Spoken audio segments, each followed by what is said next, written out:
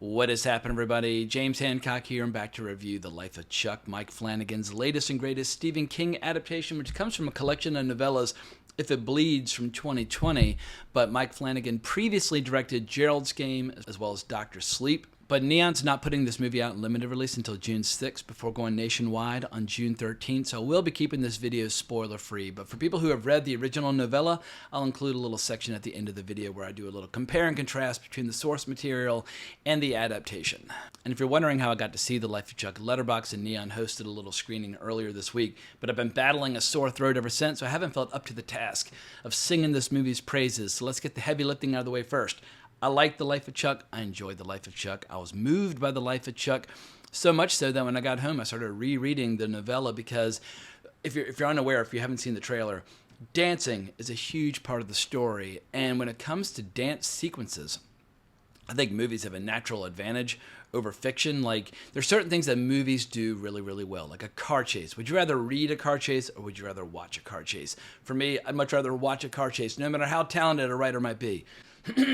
And Stephen King, obviously very talented writer, but writing a dance sequence, it's never going to capture the magic of someone like Tom Hiddleston, who has some moves throwing down. And I've known that Tom Hiddleston has some moves for a long time because back in the early days of the MCU, he was on some Korean talk show where they started playing some K-pop, and he got up and just started showing off some sick dance moves. I was like, all right, this music is not to my taste, but goddamn, Tom, you've got some moves in your back pocket. And they are on full display in The Life of Chuck. And I think just those few dance sequences and their contagious sense of joy will be enough for this movie to be very warmly received. And I think Neon is very confident in this movie. They're very confident they have a winner.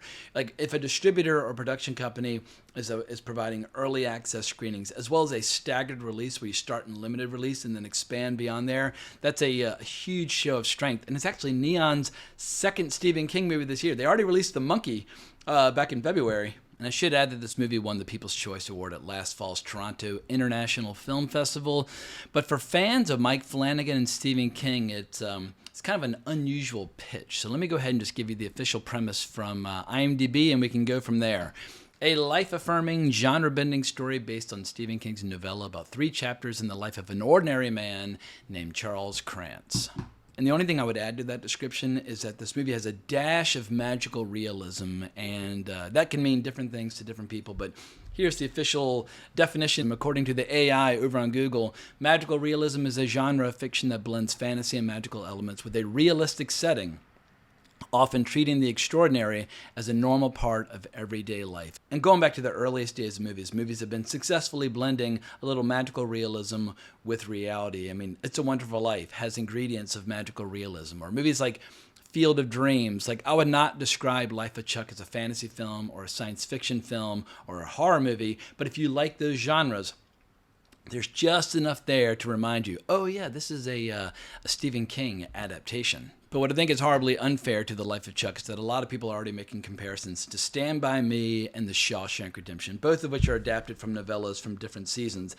And I get what they're trying to do. They're trying to set up the right expectations where you're not going to see Salem's Lot. You're not going to see It. You're not going to see Pet Sematary. You're not going to see one of these big horror masterpieces. You're seeing a movie about humanity, a movie that's about, birth, life, and death, and all the wonderful details that unfold in between.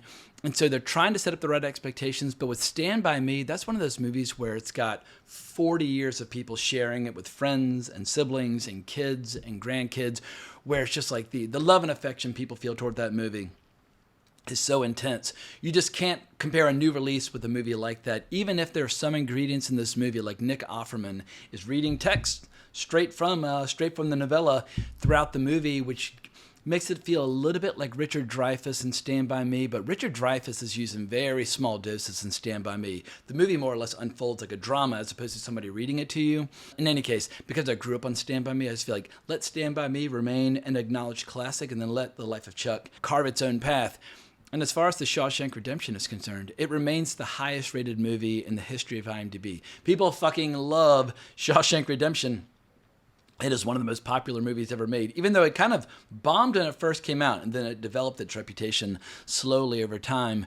But I feel like if people walk into The Life of Chuck expecting to see a movie that's as dramatically or emotionally impactful as Shawshank Redemption, you are setting up this movie for failure. And I feel like sometimes in a rush to praise a movie or to prop up a movie or to just advertise and pitch and sell a movie, sometimes people will set up unrealistic expectations. I've been guilty of that myself, but I feel like just let The Life of Chuck be the Life of Chuck, and let Shawshank and Stand By Me kind of remain in the past as acknowledged classics. But overall, I think this is an excellent adaptation of the original novella, and Mike Flanagan passed the test of getting over the creative hump of how do you expand a pretty slender novella into a feature film. And he basically takes 2 or 3 key scenes in the story and just embellishes them, amplifies them, expands them.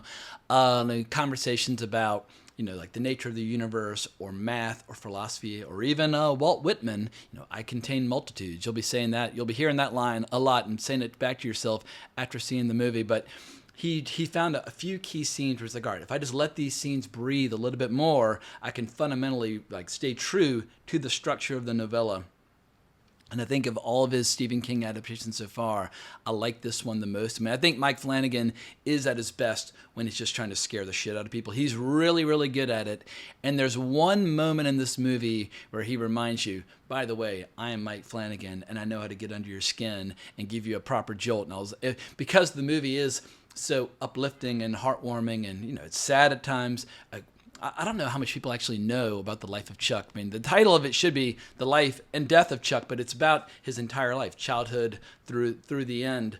But there is one moment in the movie where I was like, oh, and then it passes. But for people who have read the short story, they know that in what is chronologically the first chapter, but told last in the story, there's an ingredient in the plot that gets right up to the edge of being a ghost story without being a ghost story, but it gave Mike Flanagan a chance to kind of show us what he can do. But there's one major ingredient that I was not a fan of, and I think Mike Flanagan does a little bit too much hand-holding to kind of explain the movie as it unfolds, as opposed to letting the audience do the work.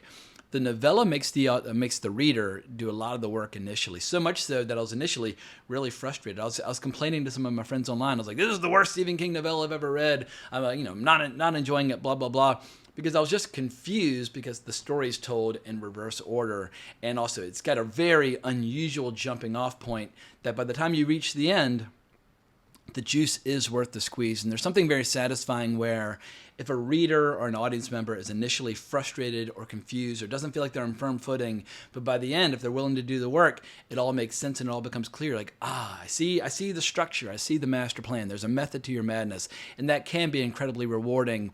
The movie deprives the audience of that experience by basically revealing everything before the first chapter sequentially, but the last chapter chronologically. Before it's even finished, the movie kind of shows its hand. It's like, all right, well, you just kind of explain the whole movie and you deprive the audience of that rewarding experience. So I think that was a mistake. It perhaps will make the movie more accessible and perhaps will let audience members feel less confused, and perhaps it'll make the movie more successful. But ultimately, I feel like it hinders the overall impact of the story. Stephen King wrote the story in a very specific way. Mike Flanagan has basically chosen to reveal the cards in his hands prematurely, and I think that's to the detriment of the movie. But as far as the cast goes, I think the great majority of them did an excellent job. I love seeing Mia Sara back on the screen. I grew up watching Mia Sara in Ferris Bueller's Day Off, and obviously she's got a little age on her now. She's playing a very different kind of role. She's fantastic in this movie.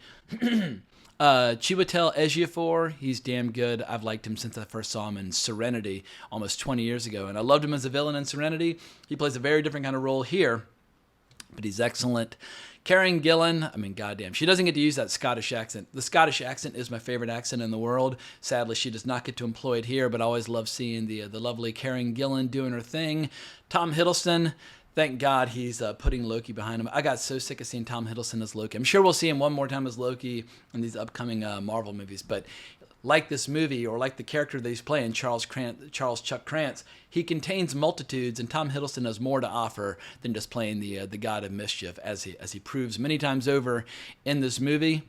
Mark Hamill's a bit of a mixed bag. I think this is one of the best performances by Mark Hamill in a long time. And I should also mention that Mark Hamill's in yet another Stephen King adaptation coming out later this year with The Long Walk. He's having a very good year when it comes to Stephen King, but I'm not entirely convinced that Mark Hamill is a good actor. And that's not to say that I haven't enjoyed many Mark Hamill performances. I liked him as the Joker in Batman the Animated Series. Obviously, I like him as Luke Skywalker and that sort of thing, but I think he's more of a personality than an actor. But if you like Mark Hamill, there's one scene in this movie that is it's added by Mike Flanagan. It's basically like what the jumping off point in the novella is very, very small, but they really expand it in this movie. But it does give Mark Hamill a chance to show what he's got. So if you're a Mark Hamill fan, I think you will be delighted by this movie. When you look up at the night sky, it can tell you stuff about your future. On the other hand, if you find this performance to be a little cartoonish and a little overly broad, you will find a sympathetic ear in me, because I did find Mark Hamill to be a little ham-fisted in comparison to the rest of the performances, because the whole movie is very grounded and very earnest, and Mark Hamill is just, he's doing an accent, and anytime you do an accent, it's hard to come across as totally authentic unless you are just like one of the world's greatest chameleons when it comes to making up accents. And because this is a Mike Flanagan production, there are a few familiar faces like his wife Kate Siegel, who works with him on all of his shows and movies. And we also have Samantha Sloyan back on the scene. I thought she was absolutely incredible in Midnight Mass, what is, in my opinion, the best work of Mike Flanagan's career. But she's very well utilized here. Life of Chuck is not quite on the level of Midnight Mass, but I think of his movies that I've seen, it might be my favorite.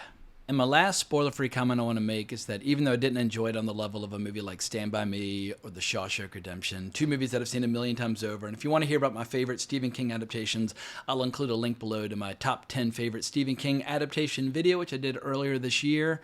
But I'm relieved to have a movie like The Life of Chuck back in the theater, where it's not trying to be a tentpole or a tadpole. It's not trying to be a little niche art house movie for a handful of people in LA and New York, nor is it trying to launch a new franchise. You could not launch a franchise off The Life of Chuck, even if you wished to.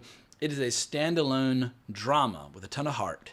And we used to get a lot of those movies in the theater. You know, like I said before, movies like Field of Dreams, where they're a drama, but with just a little touch of magical realism to let your imagination soar. And I think there'll be a lot of people that'll they'll find it so incredibly refreshing to see this kind of movie in the theater. Like, oh, I didn't even know you were allowed to kind of make these kind of movies for the theater anymore.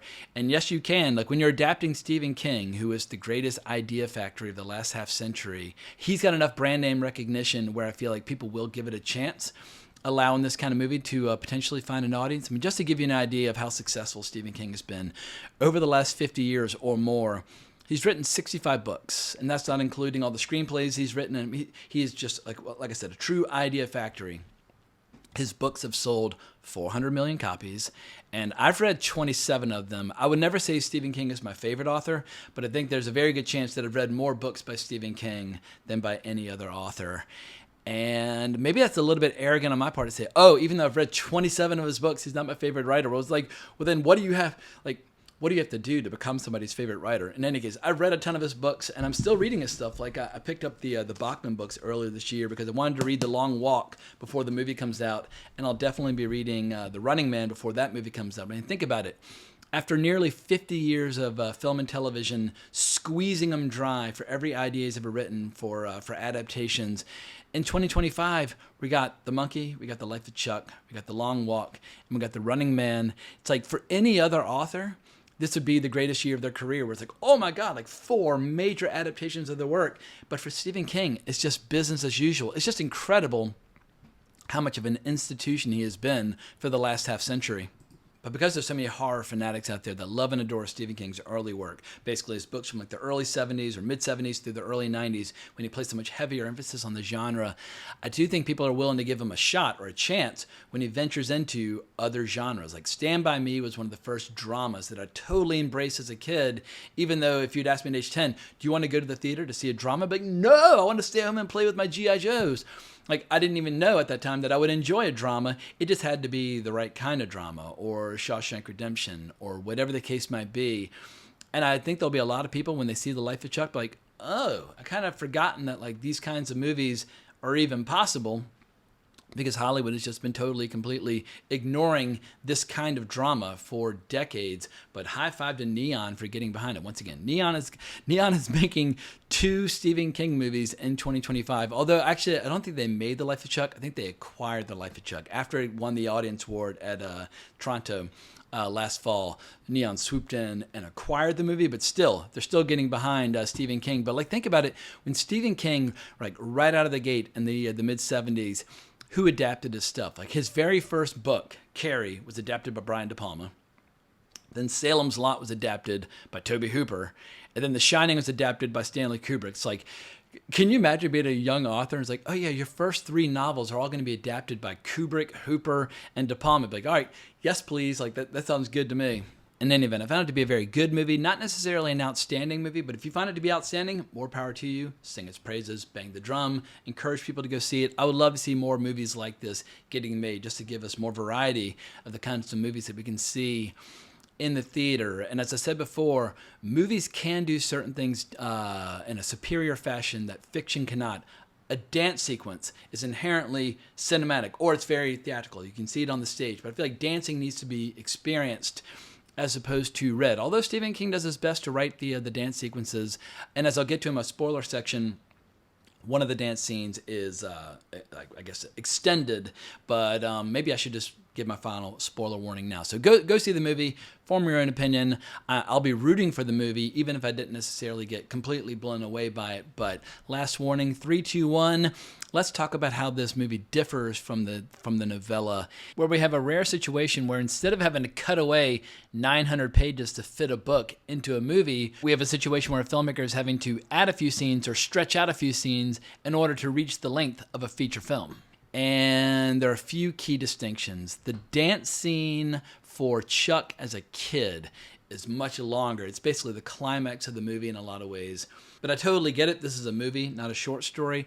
And the movie does need a big dramatic payoff at the end. And I feel like one more great dance sequence was an excellent decision.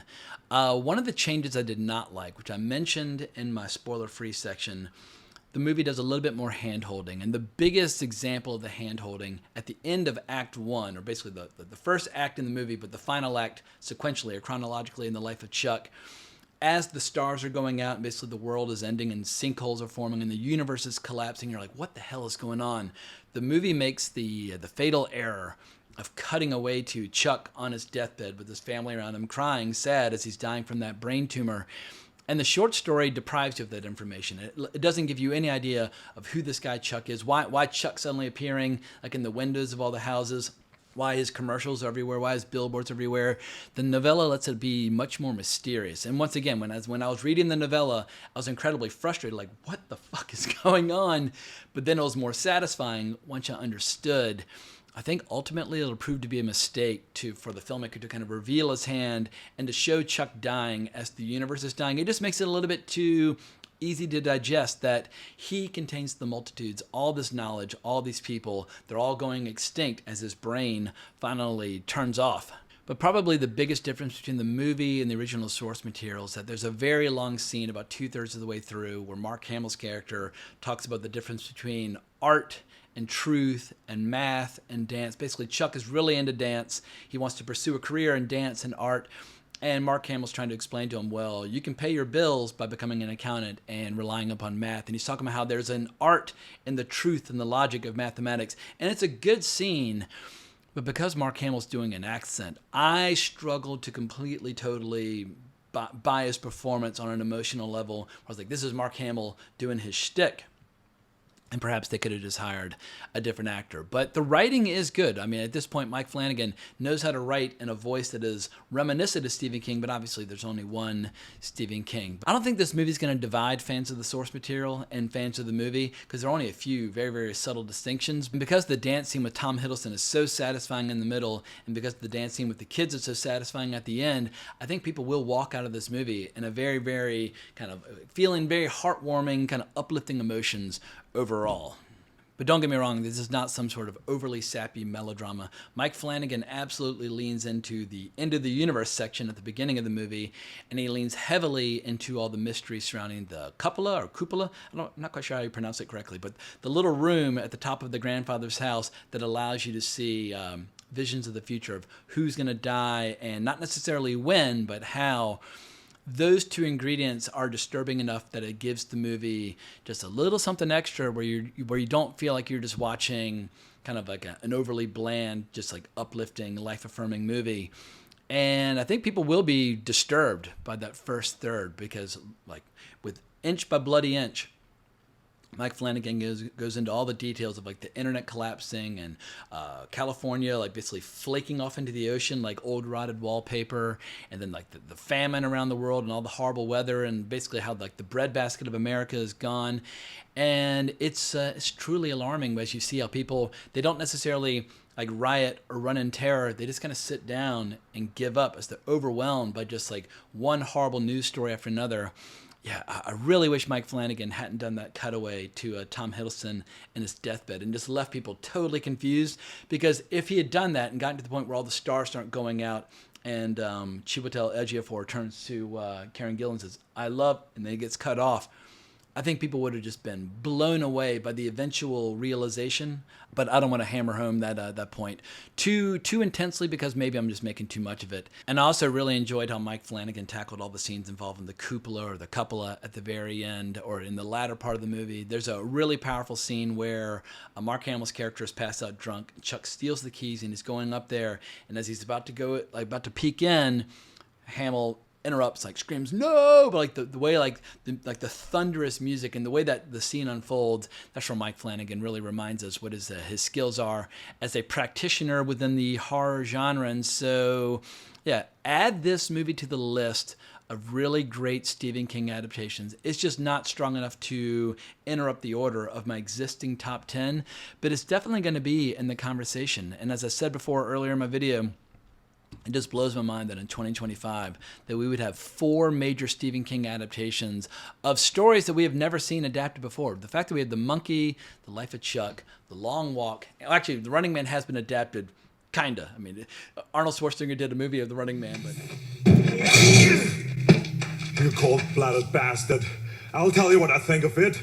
I live to see you eat that contract. But I hope you leave enough room for my fist, because I'm going to ram it into your stomach and break your goddamn spine! Ah! I have not yet read The Running Man, but my understanding is that the Arnold Schwarzenegger movie and the original Bachman book bear little resemblance to one another. But a side effect of all these movies getting made is that I've gotten back into Stephen King this year. I've had like different phases of my life where I've been really into Stephen King. Like there was that initial burst from like age 11 to 14 where I was obsessed. Then I had another burst in my early 30s when I went to business school, where for whatever reason I was just devouring his novels. And right now I've been really enjoying revisiting a lot of things. Like earlier this year, I listened to the audiobooks for Salem's Lot and Pet Sematary. And I'd already read Salem's Lot twice, like the actual book twice, and I loved the audiobook. And I really enjoyed the audiobook of Pet Sematary. Pet Sematary was so good as an audiobook that I was staying up sometimes all goddamn night just to listen to a few more chapters. I mean, I still think that's the most terrifying novel that Stephen King has written. I really enjoy it, but the audio fiction was absolutely incredible. But I'm also enjoying just discovering some new Stephen King fiction. I'd never read The Life of Chuck until now, and I'd never read The Long Walk until now, and I'm really looking forward to reading The Running Man. I'm just really looking forward to having more conversations about Stephen King books and movie adaptations throughout the rest of the year. This is, for whatever reason, the year of Stephen King, and I'm just going to lean into it and embrace it. But thank you so much for listening to me ramble about Stephen King throughout this video, and I apologize if my voice is a little off. I'm still battling that sore throat. But I hope everybody's having an amazing Memorial Day weekend and great weekend at the movies and all that good stuff. But if you enjoyed this video, remember to like, subscribe, hit the notification bell, but more importantly, as always, onwards and upwards.